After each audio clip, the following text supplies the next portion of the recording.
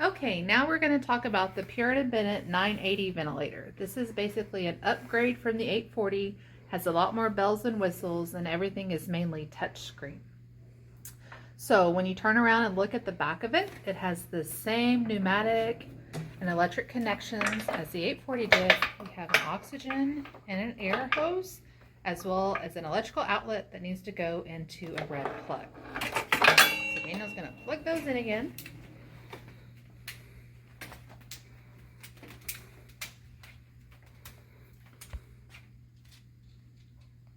One important factor to remember about the 980 is it needs to stay plugged in even when it's not in use. It has two batteries we're going to look at here in a minute, but one of the batteries must be charged to at least 30% or your machine will not even turn on. Each battery will last 1 hour, and Daniel's going to turn the machine to the side, and you can see that both are fully charged at this time. Again, make sure it's always plugged in, even in the lab. All right, we're going to look at the front of the machine real quick because our connection, instead of saying to and from patient, now has pictures. So the one Daniel's pointing at is your inspiratory connection for air going from the vent to inflate the lungs. And on the expiratory side, it's saying from the lungs to the machine. So that's your expiratory connection. There is an expiratory filter there, just like on the 840. But the flip connector to secure it is a little bit fragile, so we're not going to have you remove or put in the expiratory filter on this machine. It does come with a green inspiratory filter, so Daniel's going to grab that real quick and go ahead and put that in place. Again, comes from the manufacturer, just makes it easier to connect your circuit to the machine. We're using the same circuit we did on the 840, so the side that has some extra ports going to be your inspiratory side, and the one that does not will connect to your expiratory filter. All right, since we didn't see what happened last time, let's go ahead and turn it on with the cap on, just so you can see what alarm happens. Unfortunately, this machine seems to take a little bit longer to turn on and warm up.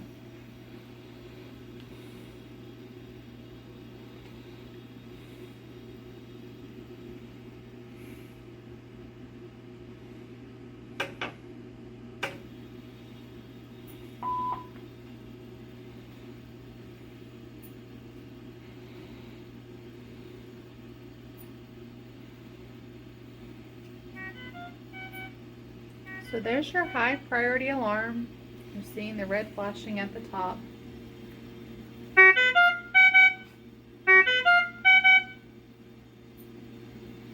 It's angry at you, but it's not telling you why yet.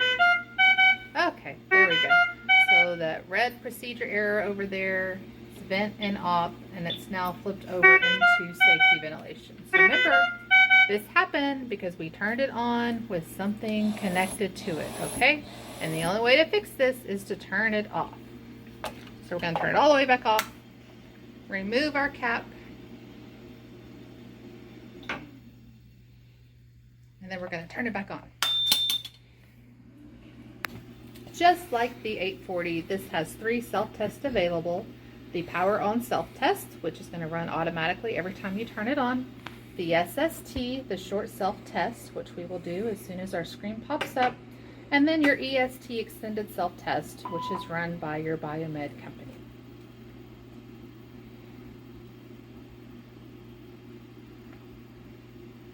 If you can zoom in on this little screen right here, it'll tell you what time each of those last 3 tests was run, and if it passed or failed.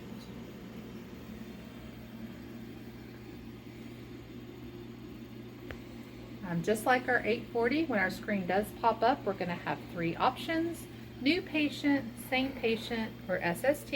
And remember, we always run an SST between patients or if we have to change a circuit. Now, in just a minute, Daniel's going to hit the SST button. You're going to follow the directions on the screen. It lasts about 3 to 4 minutes. But one difference between this and the 840 is you don't have to hurry up and hit the gray test button on the side. The machine will just automatically begin the SST. All right, so Daniel's going to hit SST. At the bottom, there's some options down there. We're going to select the one on the far right. We want to run all SST, so it runs all of the tests. And And then at the very top, you see that? That's where it's giving you your instructions. So it says press accept to confirm beginning of SST, and accept is a black touchscreen button at the bottom of your bars. It's again going to have us pick, do we want adult, pediatric, or neonate? We're going to stay with adult. And our humidification type again is an HME, so we're going to hit accept. And then it's going to start the test. Up at the top in yellow, it says connect circuit with inspiratory filter and without humidifier. Remember, our HME is our humidifier. Good job. Daniel did not drop it on the floor this time. So after we've done that, we're going to hit accept. And it wants us to block the Y as well. Accept. Another difference between the 980 and the 840 is it gives you a countdown, so you know exactly how long each test is going to take. Both the countdown for the individual test as well as how long the overall SST is going to last.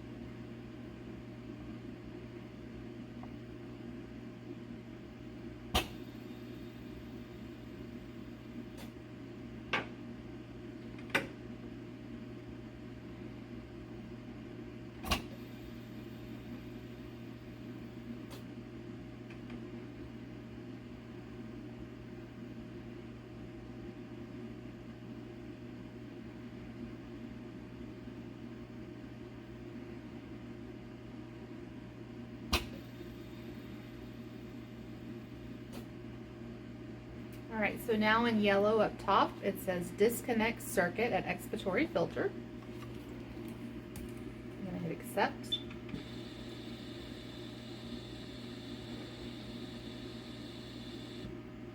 Now it says reconnect circuit at expiratory filter.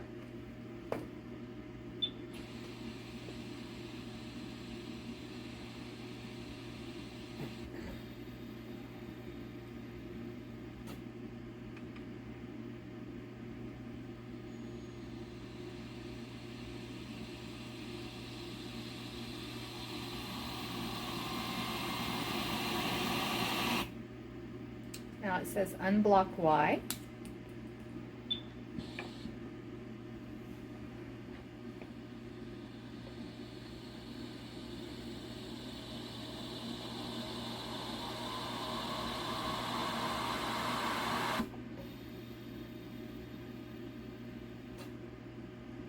And block Y.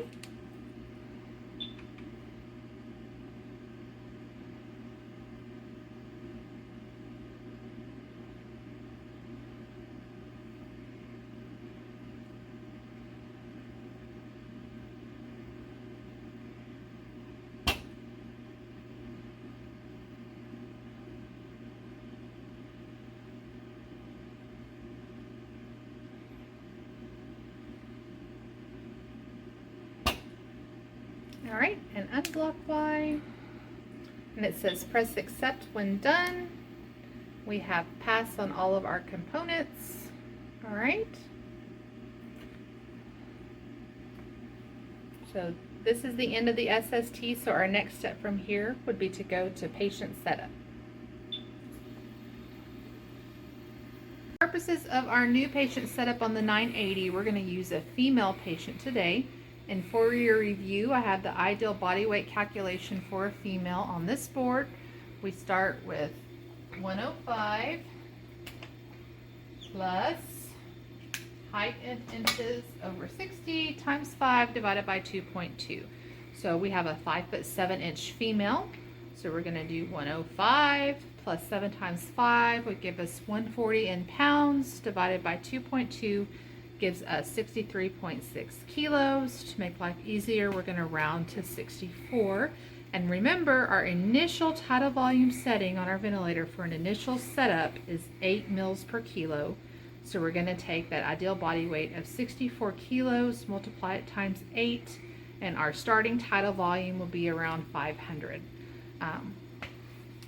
We'll confirm when we get on the ventilator, but it's not going to let you set it at exactly 512. So we'll just get as close to that as we can.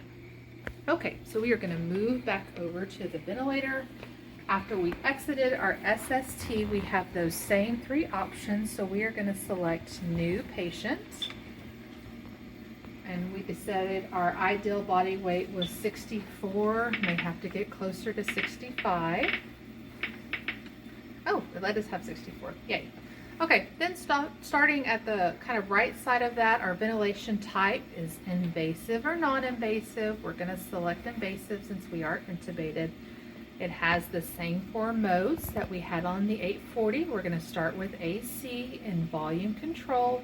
And since we are in AC, all of the spontaneous breath types are kind of phased out because they're not available. For our trigger type, remember we're going to select flow trigger because it's more comfortable for our patients. So this is a little bit more convenient. There's not a separate sandbox. Everything's right here on the same screen, so we can just dive into our initial settings. For our rate, since we did 10 last time, let's change it to 12. For our initial tidal volume, we calculated 512, so it'll probably be around 510. Remember, for our flow, I said 60 is a good place to start. It's not going to work for everybody, but for most. For our flow sensitivity, we can set that. Let's set it at 2 this time since we did 3 last time. FiO2 in the lab is always 21%. And again, that high peak pressure alarm right now is just your initial high alarm. We can change it when we go to the alarm menu later. All right, on the bottom, for some reason they didn't kick that out of their software because no one ever uses it, but the plateau time's still there if you wanted to dial in a plateau on every single breath, which we do not, so we're going to leave it at 0. Our ramp options are still accelerating or square. We're going to do decelerating because it's more comfortable for our patient. And the PEEP does default to 3, so we are going to change it to 5. When you are at presbydalis, that will be at 7.5. Okay, once our settings are where we want them to be, we're going to press start. All right, and again at the top we now see waiting for patient connect, so we're going to go ahead and connect it to our patient.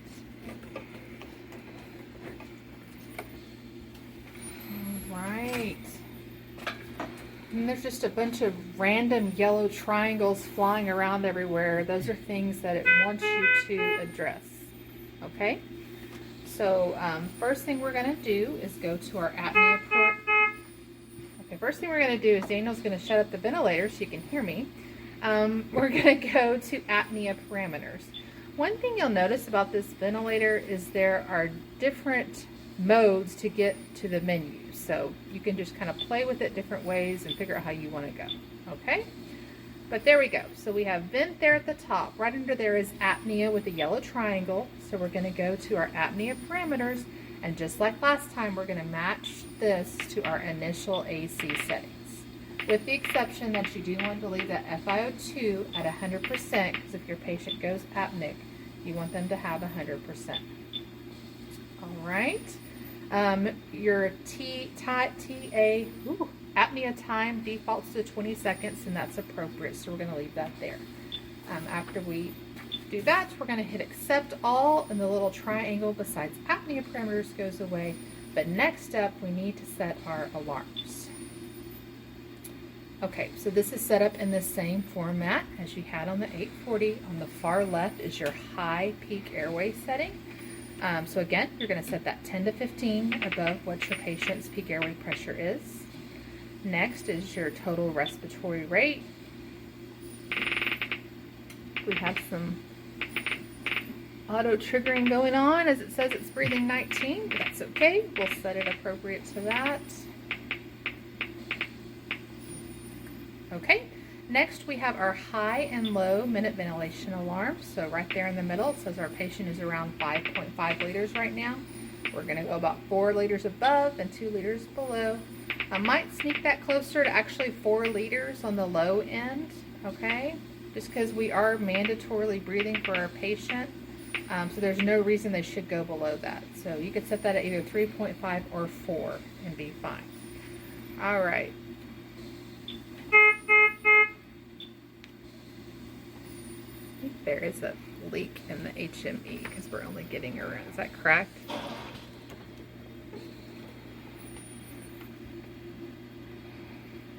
Troubleshooting at its finest. There we go.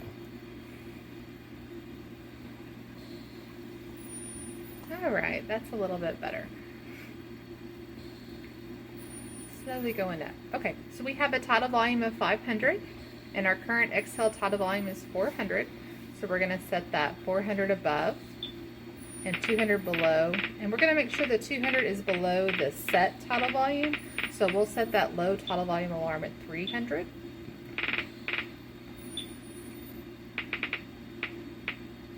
All right. And then after those are set, we're going to hit accept all. Okay, now we're going to go through how to document an ACVC vent check on the 980 ventilator. So it's the same sheet that we used for the 840. So we're going to start off with date and time. It is still the 16th and we are up to 1:30 p.m. We have a female this time, so let's say we have a 7.5 endotracheal tube secured at 21 at the teeth.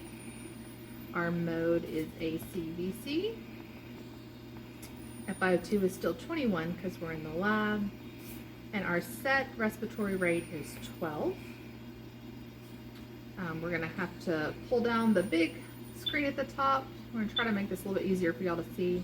Our total respiratory rate is 12 as our patient is not over breathing. You can still see our settings at the bottom of this screen though. Our set tidal volume is 510. And our return tidal volume, V subscript TE, is 524. We do not have a spontaneous tidal volume in this mode. Our current minute ventilation is 6.3. Our set flow rate is 60. And our set sensitivity is 2. We can chart our I to E because our patient is not overbreathing, so we are controlling it. So that is 1 to 4.4 right now. There is no set inspiratory time. Our set PEEP is 5. And we're going to do an auto PEEP maneuver. So remember, we're going to select that expiratory pause key. Air going out. Current intrinsic PEEP or auto PEEP is 0.1. We accept it and then close that to make it go away. We do not have pressure support in this mode, nor do we have a set inspiratory pressure.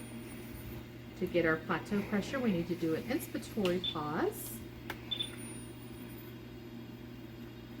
And it measures our plateau pressure at 9.7. So we're going to accept that and close.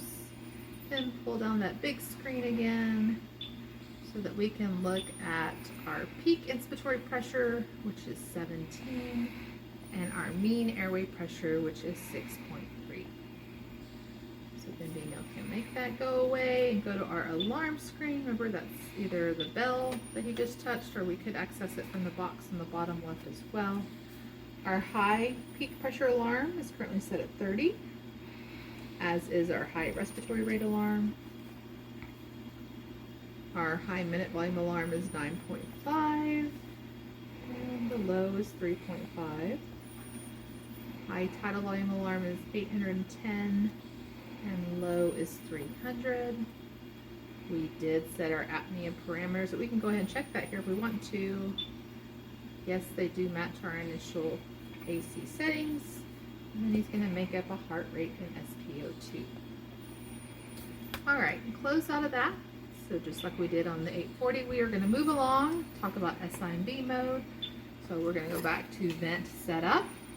Under mode, he's going to select SIMV, which makes active your spontaneous breath type. We're going to stick with pressure support and flow triggering. So let's lower our respiratory rate to 4 this time. Maintain our same tidal volume of 510. And just to mix it up a little bit, let's dial in a pressure support of 8. Everything else looks good, so we're going to hit accept all. Hopefully our patient's going to start breathing a little bit. We're seeing some red S's in that top left corner, so that's a good thing.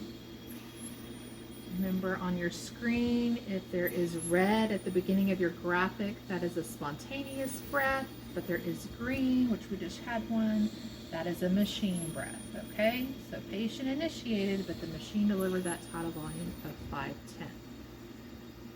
All right, patient's looking pretty good. So since we changed our mode, now we need to take a look at our alarms, which are honking at us a little bit. And kind of nice on this screen, look right in the middle, that one that's yellow is the one that's mad right now. But let's start from left to right anyway. So we're still 10 to 15 above our peak pressure, that's fine. Patient's only breathing about 15, so that high rate alarm is fine. Looking at our minute ventilation alarm, excuse me, we're currently at about 10, so we need to scooch that up probably at least 3 or so, possibly 4. And remember, on the bottom end of your minute volume alarm, we're going to talk about what normal minute ventilation is, 5 to 8 liters per minute, and you're going to set your alarm on the bottom end of that so you know when your patient cannot maintain a normal minute ventilation. Looking at your tidal volume alarms, remember the little black flag in the middle is what's actually going on. So on the spontaneous side, they're actually getting up to 800, so you're probably going to have to set that high alarm up in your 1000. For your low mandatory alarm, since we're set at 510, you can go a couple hundred below that, so that's fine. And since your spontaneous tidal volumes are so high, you could bump that up to 400 or 500 if you wanted to. Okay, now we're going to hit accept. Hopefully the vent will stop alarming. We can hit reset, which is what he already did. Everything's gone, and now we can document the SIMV vent check. So I think it's only 5 minutes past the last one. Our airway information is the same. Our mode is now SIMV. FiO2 is still 21%. Our set respiratory rate is now 4. And we're going to skip down real quick, and our set tidal volume is 510. All right, we're going to pull down the big screen to get some of these numbers. We're looking for our total respiratory rate, which is 13 right now. And also while we're on the screen, we're going to grab the minute ventilation, which is about 10.4.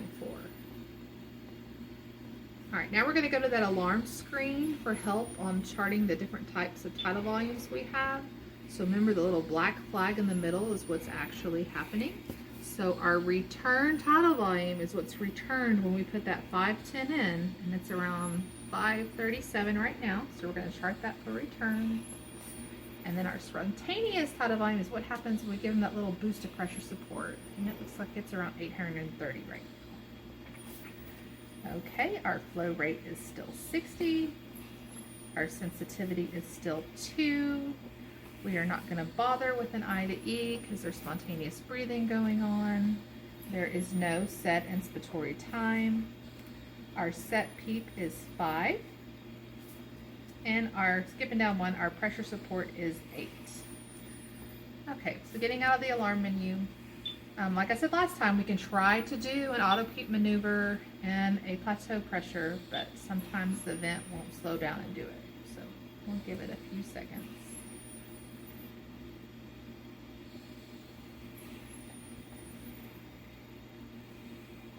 All right, let's cancel that. Just put a line through it. Let's do it right now. We have no set inspiratory pressure, so put a line through that box, and we will try to do a plateau pressure.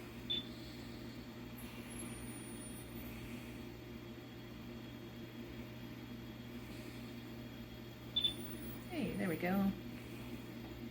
Okay, so we can chart a plateau pressure of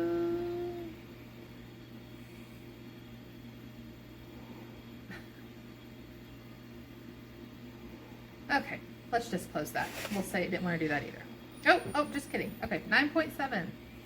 We'll chart a plateau pressure 9.7. Accept and close that out. Then we're going to need to bring down the big numbers one more time and chart our peak inspiratory pressure of 13 and our mean airway pressure of 6.8. Right, then we're going to go back to our alarm menu. High peak and high respiratory alarm are both at 30. High minute ventilation is 14.5. Low minute ventilation is 5. High tidal volume is 1,000. And we're going to chart our low spontaneous tidal volume alarm at 500. Our apnea parameters are set. And heart rate and SpO2. All right. So we got one more mode to go. Patient's doing great on SIMV, so we are going to switch them over to CPAP. So we're going to go to our setup screen, change our mode to SPONT for spontaneous. Let's turn our pressure support down to 6 since we're having these big 800 tidal volumes. Stay on 21 and PEEP of 5. Good. Accept all. Now our patient is in CPAP. They are doing all the breathing on their own. So you want to keep an eye on them, make sure their respiratory rate does not speed up too much, and that they are managing to get adequate tidal volume. So we're around 630, so that is good. So we changed our mode. Now we need to look at our alarms. All of them should be in pretty good shape since our patient is not tachypnic and has good tidal volumes. We might bump that low spontaneous tidal volume down just a little bit since we did lower our pressure support.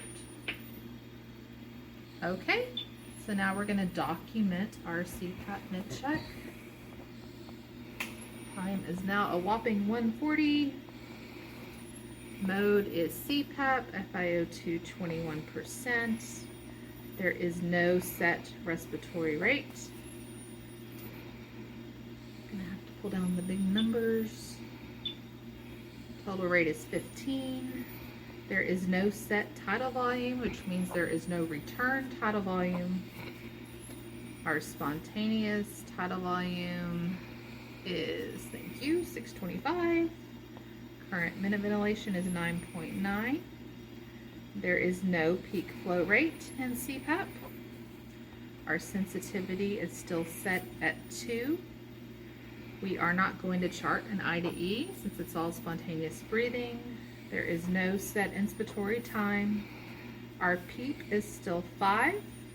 We're not going to measure auto peak because we're in CPAP. Our pressure support is 6. There is no set inspiratory pressure. And we're not going to measure our plateau pressure either. Current peak pressure is 12. And current mean airway pressure is 6.8. So we're going to go back to our alarms one more time. Still at 30 and 30. High and low minute ventilation 14.5 and 5. High tidal volume is 1,000 and low tidal volume is 430. And this is the mode it really matters in. So we're going to take one more peek at those apnea parameters to make sure those are set. They look good. And lastly, chart your heart rate and SpO2. And that's it.